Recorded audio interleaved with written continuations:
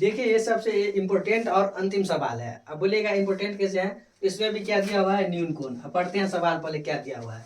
यदि सेक 4a बराबर cosec into a minus 20 degree, जहाँ 4a एक न्यून कोण है तो ए का मान ज्ञात कीजिए।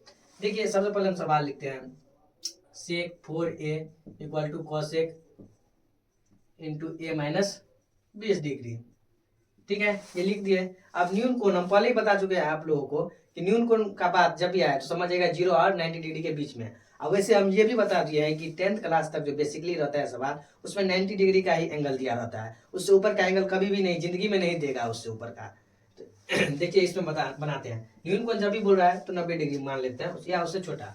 तो हो जाएगा सेक का होता है, सेक थीटा बराबर होता है, हो जाता है कि cosec into 90 degree minus theta, और कोसेक थीटा बराबर हो जाता है सेक इंटू 90 डिग्री माइनस थीटा। अगर आप लोग नहीं याद किए हैं तो फिर से याद कर लीजिए, अगर नहीं याद किया तो याद कर लीजिए, एकदम चुटकियों में बन जाएगा सवाल।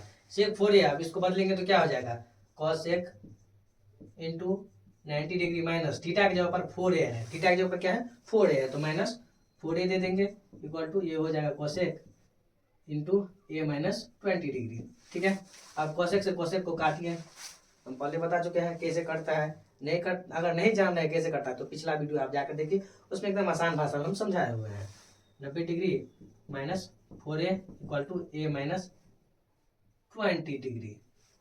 देखिए 90 डिग्री माइनस में है 20 डिग्री, इस साइड आएगा तो प्लस में 20 डिग्री हो जाएगा। ए है तो ए, माइनस में 4a है बराबर कुछ आ जाएगा तो प्लस में 4a हो जाएगा। अब 90 और 20 कितना हो गया, 110 डिग्री बराबर 1a और 4a 5a हो जाएगा। ए इक्वल टू कितना हो जाएगा 110 डिग्री बट्टा 5। अब काटिए इसको, इक्वल टू कितना हो जाएगा 22 डिग्री।